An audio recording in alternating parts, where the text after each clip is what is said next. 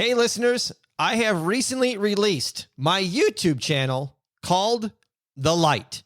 They are short inspirational videos to get you moving towards a greater you and a better life. New episodes come out every Monday and Friday, but only on YouTube. You can go to the show notes to click a link to get yourself directly to the channel. Please like, subscribe, comment, and share. Thank you so much and enjoy. Hey everybody, it's Tommy Canale and welcome to Before the Lights podcast, the show that tells you how they made their mark.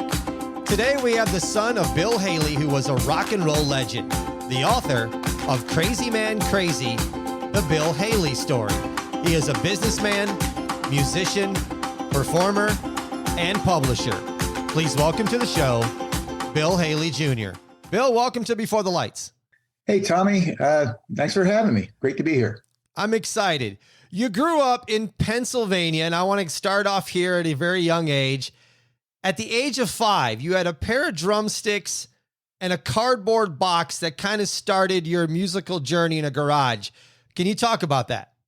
Well, yeah, it's a little blip in my memory, but yeah, it's one of my earliest memories of interacting with my father musically. The band, Bill Haley and his Comets. So at the age of, so I would have been about 1960. I was born in 1955. They were past their heyday, so to speak, here in the U.S., but of course they were still performing and quite active. And they would practice in our garage. We lived in Boothwyn, Pennsylvania, and we had a 3-car garage, which they used for a rehearsal area. And I wandered in there a few times, and my dad, wanting to, involve me, I guess, gave me a cardboard box, a set of drumsticks, and said, play along. So I certainly did. And I remember it to this day, so it must have had an impact on me. What instruments do you play, and which ones have you taught yourself? Well, I play guitar primarily. I'm really, I've always thought of myself as a singer who plays guitar rather than a guitarist who sings. But interestingly, I play guitar. I guess I probably started around the age of 14 or 15. Actually, I had one of my father's old instruments, which I really didn't appreciate the value of.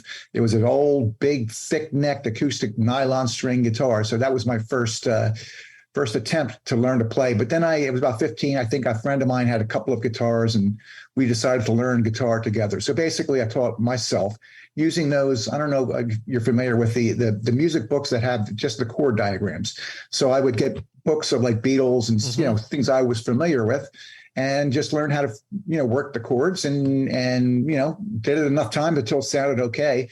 So pretty much that was it. I played guitar a lot of my life, but really, basically what you would call rhythm guitars. But interestingly, I don't know if that's interesting, but it is to me. For the last couple of years, I've actually taken a keen interest in trying to learn to play some lead guitar. So I'm doing a lot of YouTube lessons, particularly on rockabilly style guitar. So I spend about an hour or two every night, when I'm done my day's work.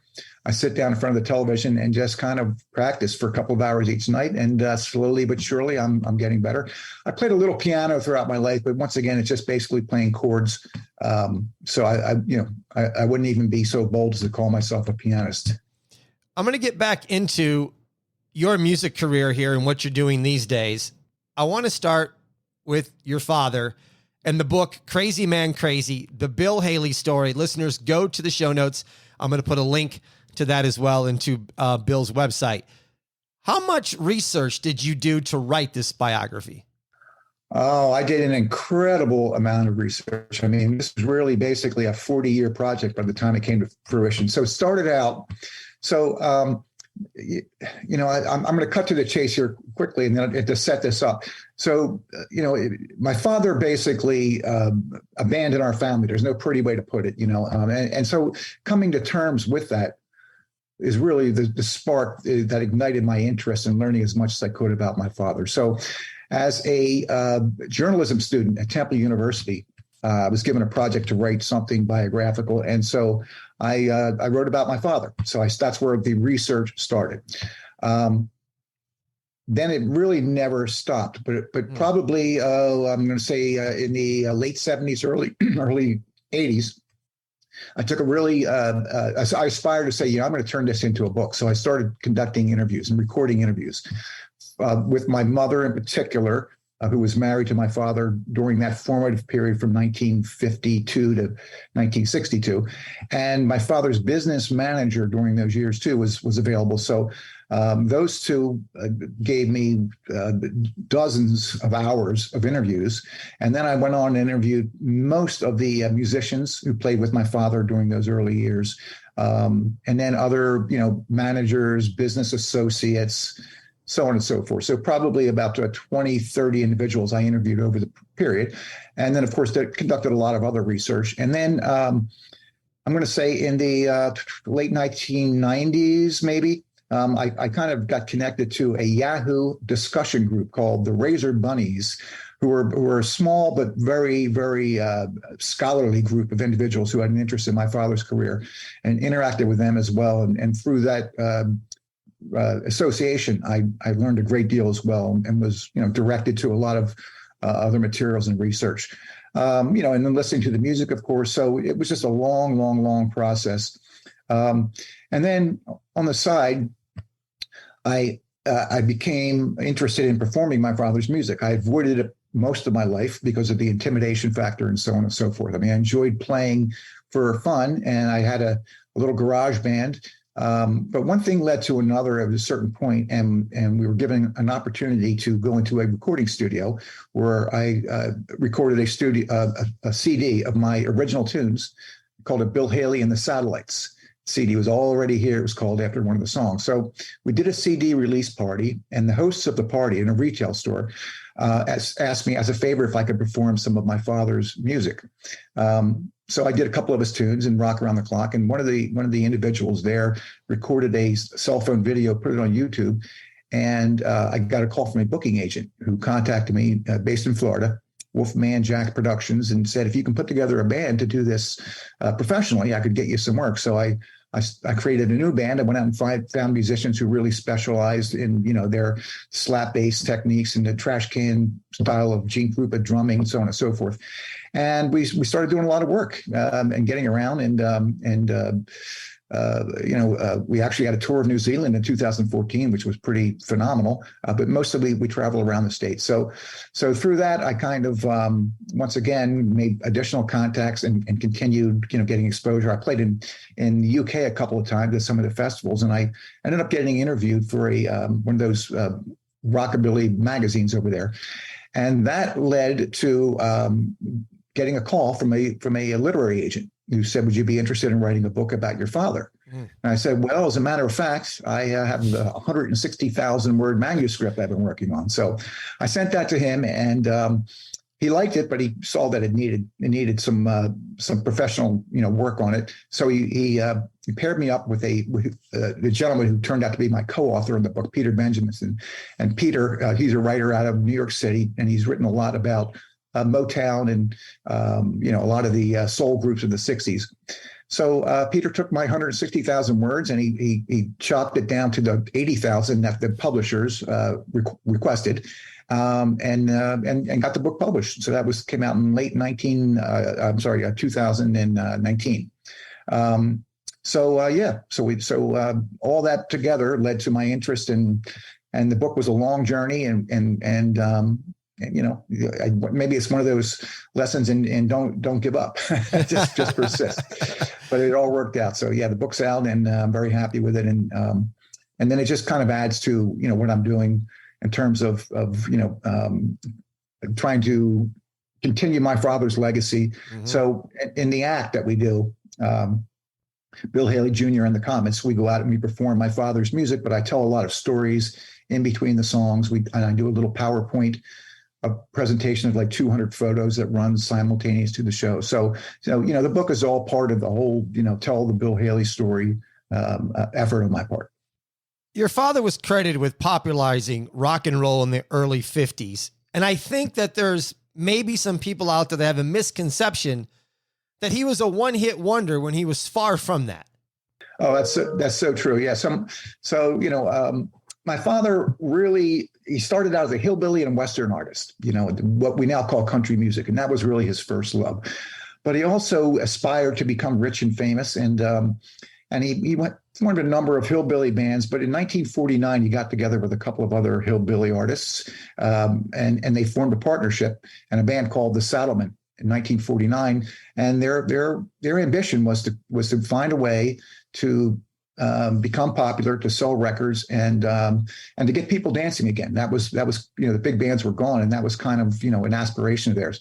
So they would do their hillbilly and Western music, need a lot of covers and so on and so forth. But they wrote some tunes, but they all loved also what was then called race music or rhythm and blues.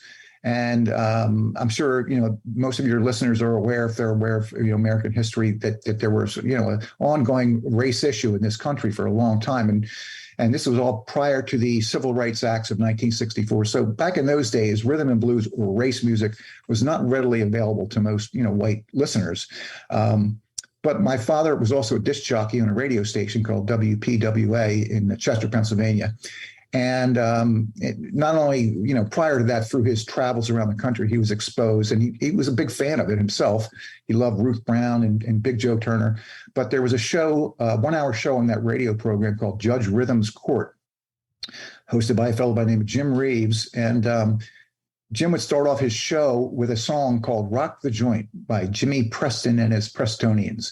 It was recorded on the Gotham label. My dad loved that song, and so did his partner. So I play 6 nights a week at a place called the Twin Bars in Gloucester, New Jersey, and they do their hillbilly and Western act. But one night, as a joke, my father turned to the guys and said, "Let's do that Rock the Joint thing, get a laugh."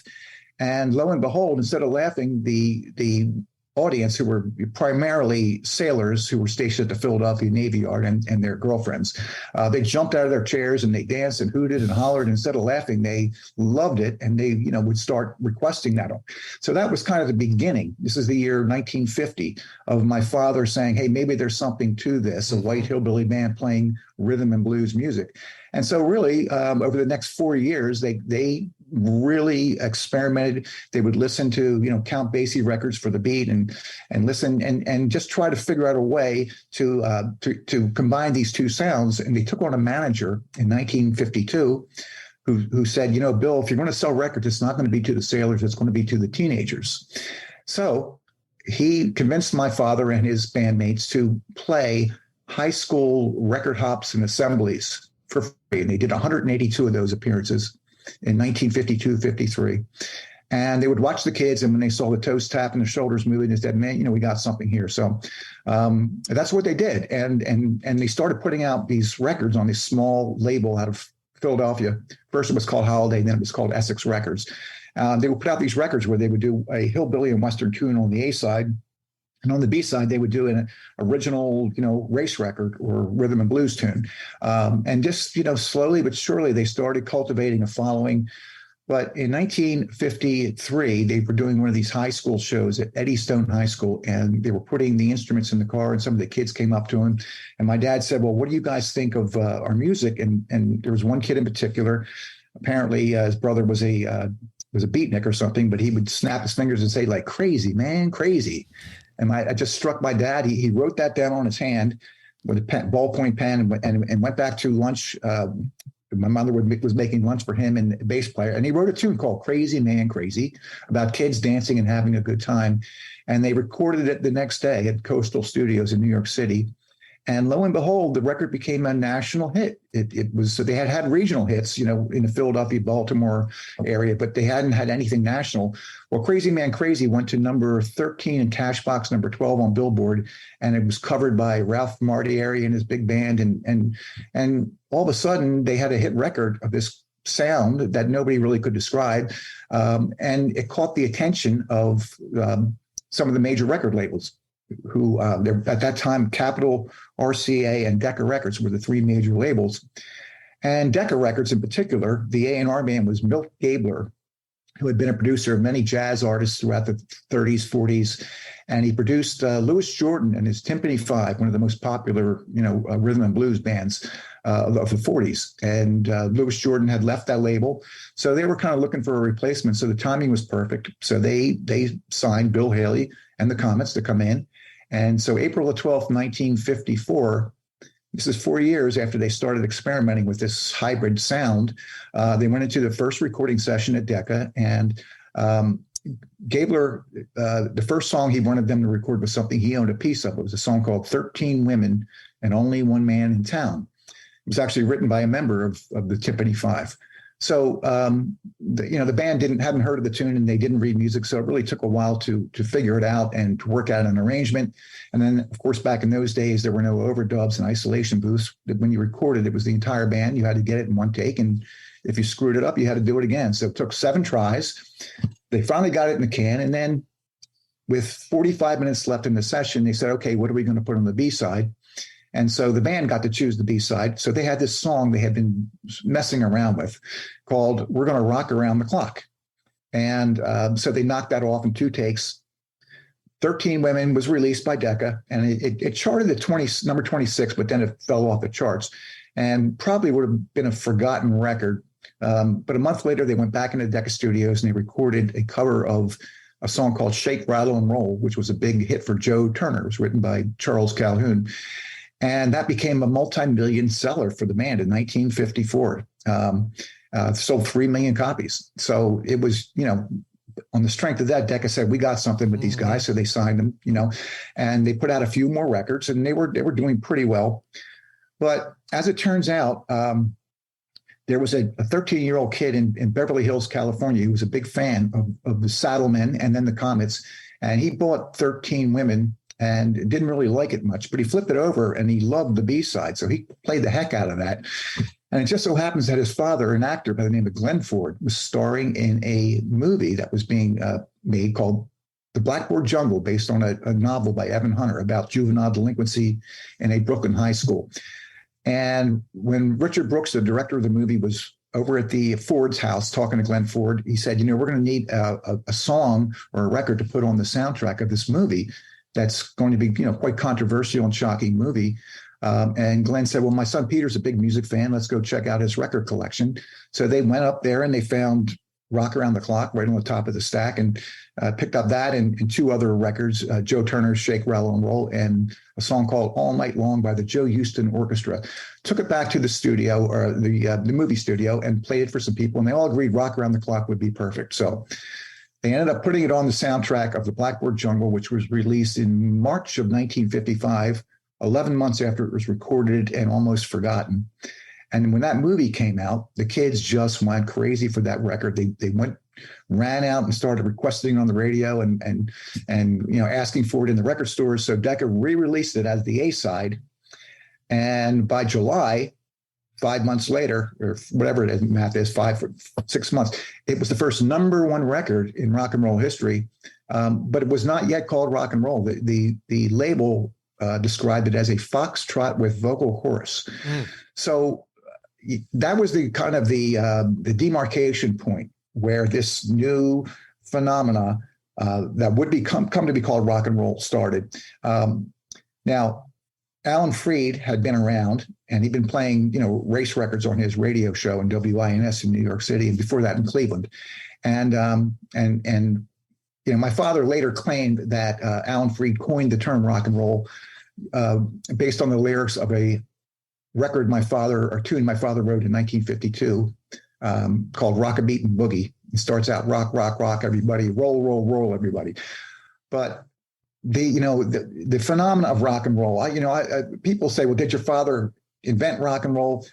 I kind of, maybe splitting hairs, but I make the distinction. He didn't invent rock and roll. The musical forces of hillbilly and Western or country music and rhythm and blues or race music, they were going to come together. It was inevitable. But my father recognized that and exploited it, for want of a better word, to create, popular music. 4 or 5 years before Elvis Presley went into Sun Studios to make a record, and Chuck Berry and Little Richard and a lot of these others who are now creators of rock and roll. Well, my dad really predated those guys by 4 or 5 years, doing exactly the same thing, and he had the first hits. But for a number of reasons. One, because my father was 30 by the time Rock Around the Clock came out, and all these other youngsters were in their teens, or if they're early 20s, they were young, sexy, exciting. By mid 1956, my father, who had been the king of rock and roll, was now replaced as the king by Elvis Presley. Elvis Presley. And, as things went on, my father, his hits in the U.S. Ceased to happen. I mean, 1958 was his last big hit, but then he would go over to Europe, to England, and UK, Australia. He did these major tours. He did a major tour of the UK in February 1957. And during that tour, there was a whole generation of 14, 15-year-old boys like Paul McCartney and Graham Nash and Peter Townsend and so on and so forth, who got their first exposure to rock and roll. And they, that lit their spark. So it was kind of like when the Beatles came to America and appeared on Ed Sullivan in 1964, how all kinds of young American boys picked up a guitar and wanted to become rock and roll stars. Well, the same thing happened in 57 in England with my father. So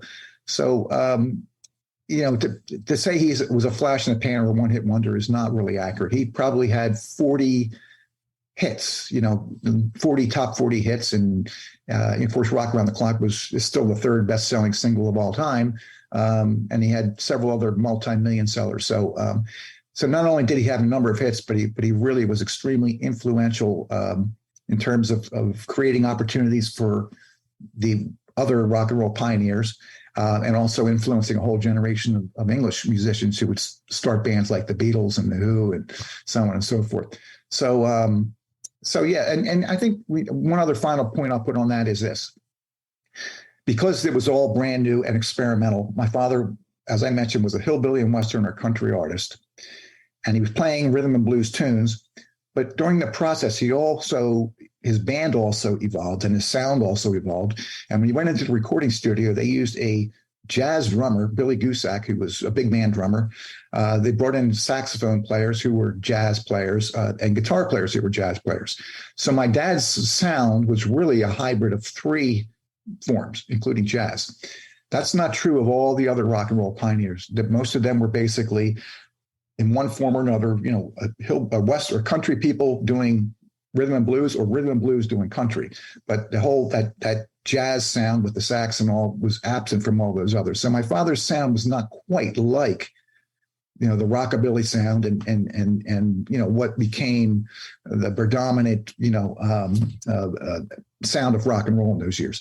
So for all those reasons, I think he's kind of overlooked and dismissed, but he was extremely important and influential and had a tremendous successful career. He just, the timing was such that he didn't really stick in the minds of the not so much the public, but the critics later who would. I mean, even when the Rock and Roll Hall of Fame was created, my dad was not inducted in the first class. It was the second year when he was inducted. So he is kind of overlooked, and it's kind of unfortunate. But maybe eventually history will catch up, and maybe my book and what I'm doing is part of helping people to realize that he deserves more credit than he gets. This is my story.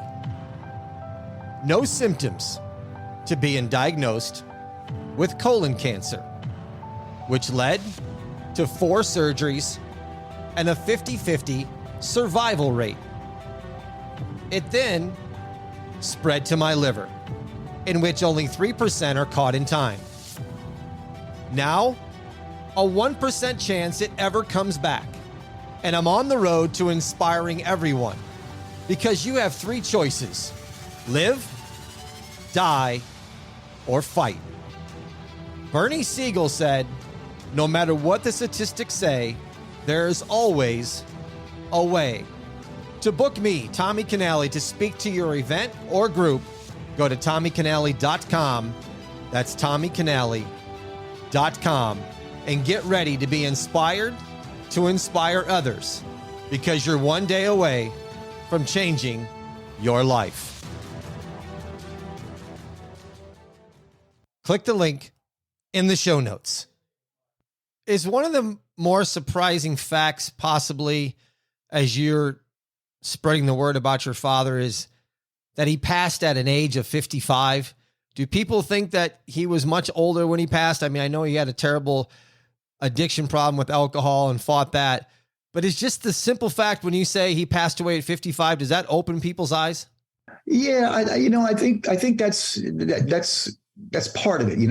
Not only his early passing, but also my father's personality. You mentioned his drinking, and I don't skirt that issue at all in the book. As a matter of fact, I really kind of explored that issue in the book. Alcoholism was a very big part of his, the negative side or the issues that held him back.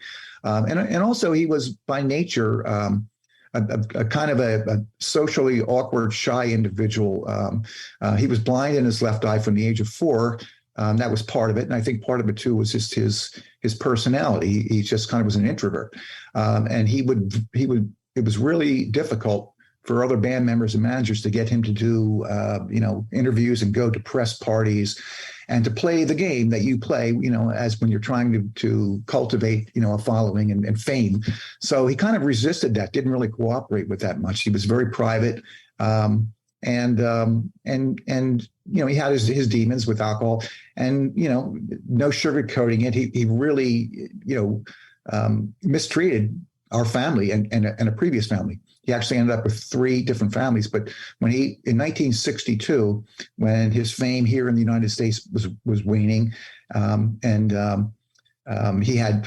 they had some business interests that were failing. They built a recording studio. They had a number of artists they were trying to promote. They also invested in things like a machine shop and many things, but it all came crashing down.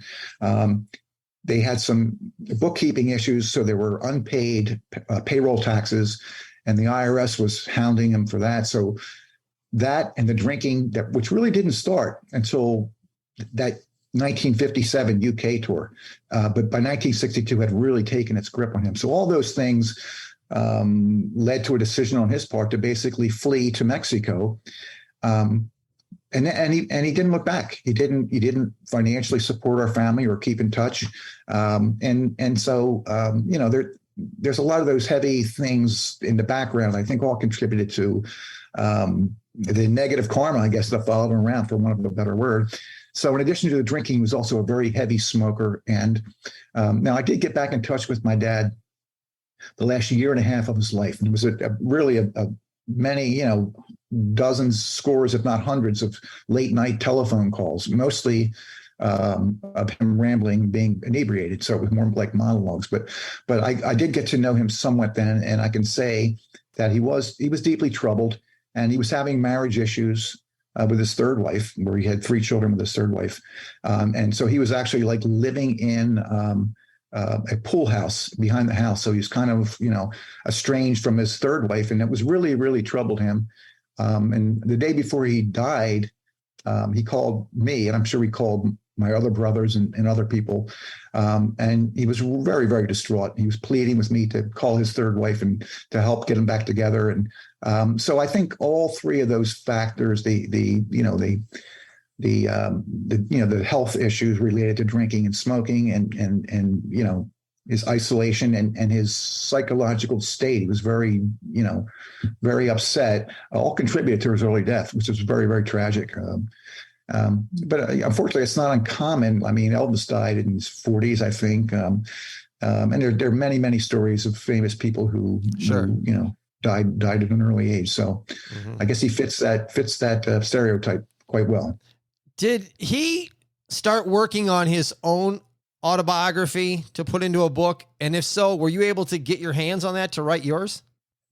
He did, and I wasn't, but I know quite a bit about it. So, and actually, interestingly, I was able, during my research for my book, actually after the book was published, I got my hands on about 6 hours of recorded conversations with a business associate back here in Philadelphia, where he talked about his attempt to write his autobiography as well. And he was going to call it something like Bill Haley, the creator of rock and roll. So he kind of wanted to set the record straight. And he apparently there were about 100 pages of the manuscript when he died. Now that ended up in the hands of his third family. My stepbrother, half-brother, I'm not sure who you call it, half-brother, Pedro, took that, and he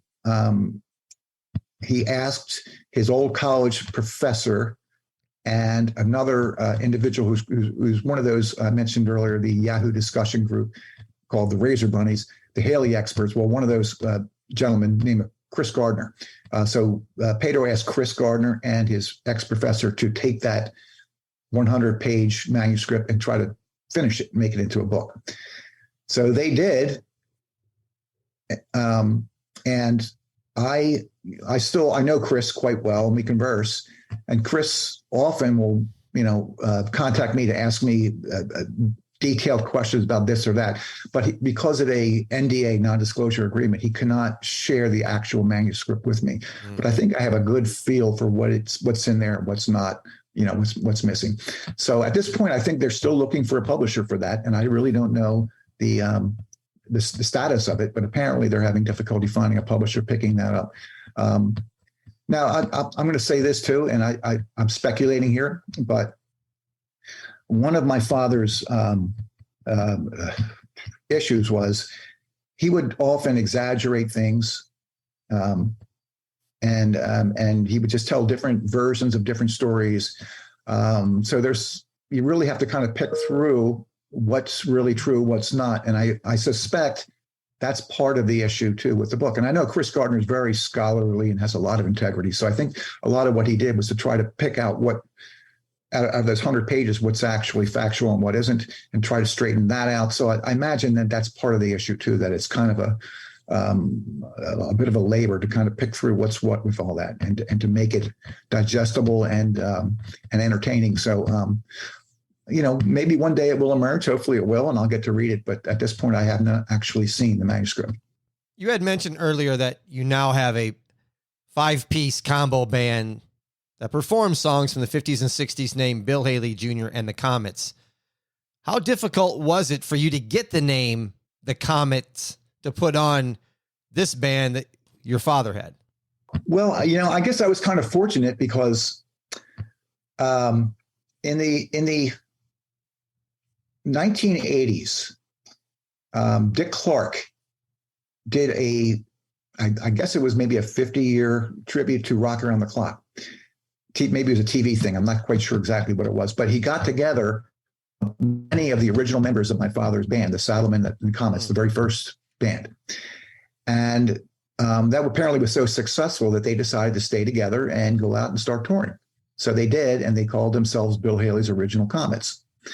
Well, just backtracking a little bit, when my father left in 1962 and fled the country, there was a booking agent, the Jolly Joyce Agency, who did some legal maneuvering to procure the rights to the name, because my father apparently was not here to fight that or to contest that.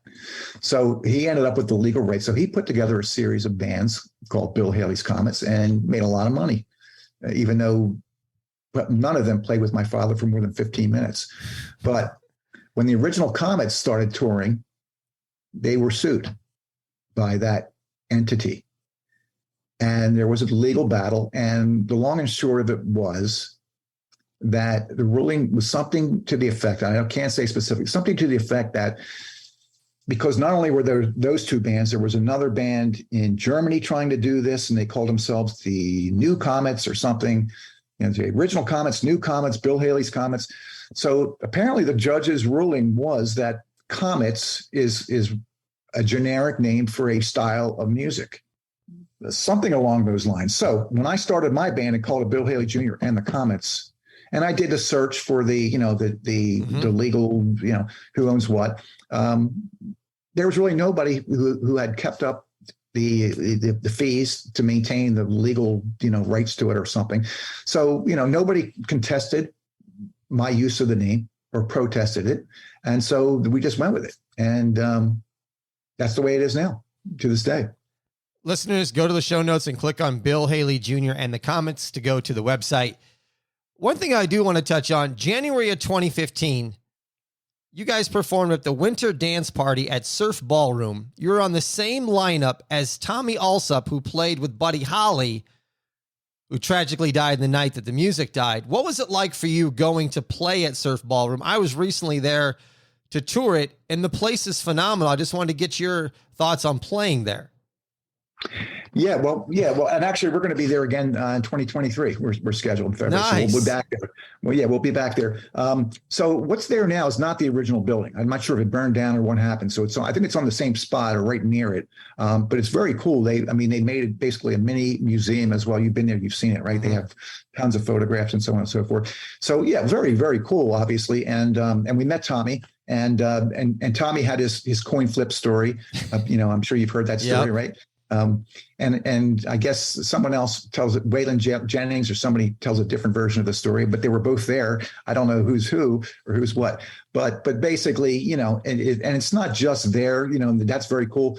We're going to be doing in a couple next week. We're leaving to be on a Malt Shop Memories cruise where we play with, once again, I think Chubby Checker, Frankie Avalon. So whenever I'm in those situations where I get to rub shoulders with the originals who were there, it's a really fun, exciting, interesting experience for me, particularly because I become in some sense a scholar of this period of music, not just my dad's music, but I really love everything from the mid 40s with the rhythm and blues combos up through the 60s. That period of music is just fascinating to me. So I thoroughly enjoy meeting and talking to all those people. And basically, as I alluded to, the challenge of that is memories falter over years. Now you're talking now 75 years. So the story is, and this happened too during the research for my book, which is another reason it took so long to write it, because of all the interviews I did and all the topics and stories. There was so much conflict and there was so much between the versions and, discrepancies that really figuring out what's true and what's not is very, very difficult. But that being said, it's fascinating to hear the stories of the individuals who were there and their perspectives on what it was like at the time. And of course, as far as who did what, that's a matter for, the forensic historians to figure out, I guess. Two-part question. Was it difficult for you to start to keep your father's music alive after what your family had gone through? And the second part of that is, what is the feeling these days of keeping it alive? Yeah. So, I mentioned that I was reluctant to go and become a professional musician because of the intimidation factor, my father's fame. You can never, I would never be able to achieve that level of success. But the process of writing the book and then putting the band together and going out, and now my father toured 40 plus weeks a year for, 30 some years or more. So it was nothing like that, but just simply, being away on the road for extended periods of time made me come to have a much greater understanding of what it must have been like to try to maintain a relationship with your family and never seeing them. So it gave me empathy and understanding and helped me work through. I had a lot of bitterness, I really, not just because, of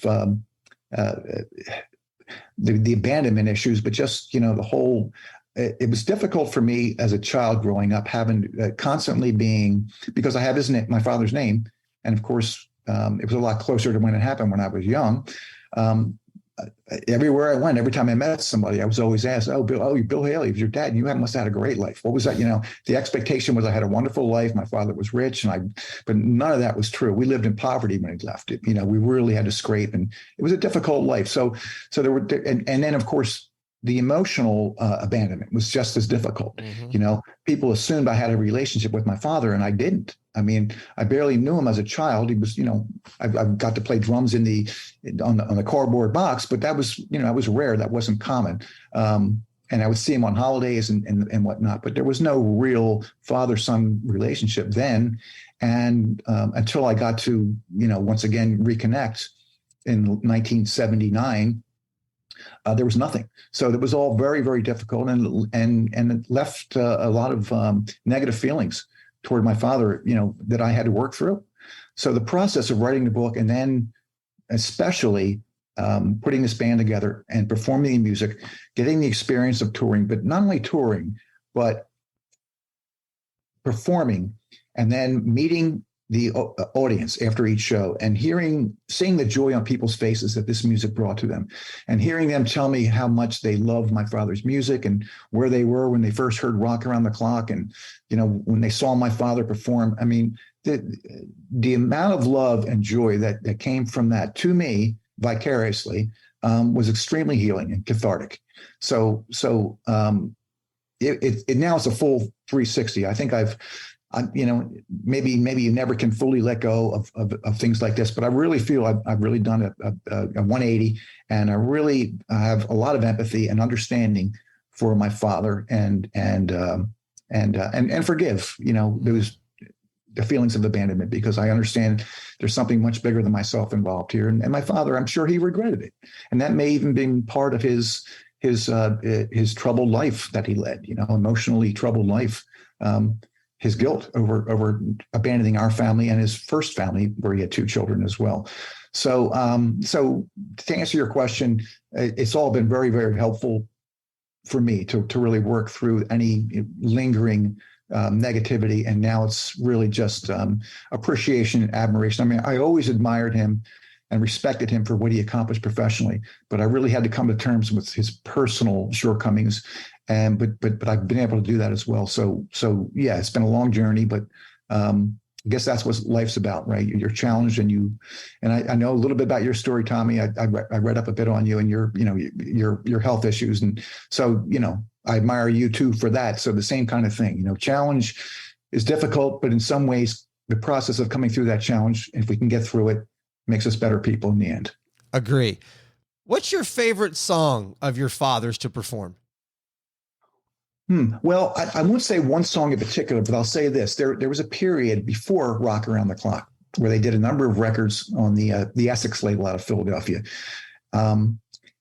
Like Crazy Man Crazy is one of those, but there were Dance with the Dolly and Rock a Beat and Boogie, and there were so many of them. But that particular period, those records that came out in 1953, 52, 53, they're my favorites. Rocking Chair on the Moon. I just love the creative energy that went into creating those songs. Now, I love the deck of tunes that are very popular too. Shake, Rattle, and Roll, See You Later, Alligator. They're great to perform as well. But personally, just from the standpoint of listening, I really enjoy those earlier ones, those Essex tunes. Bill, thanks so much for taking some time coming on my show, talking about what you're doing to keep your father's music alive and reliving some of the good and not so good times of your life. Well, my pleasure. Thanks for having me, Tommy. You are more than welcome. Listeners, what I'd like you to do is go to the show notes, click on the links. This is Bill Haley Jr. links, or below in the Before the Lights links, click on BTL members and join that special group that meets once a month via Zoom and get a bunch of other perks with it. Until next time, thank you for listening. I'm Tommy Canale. A salute, everybody. A chin chin.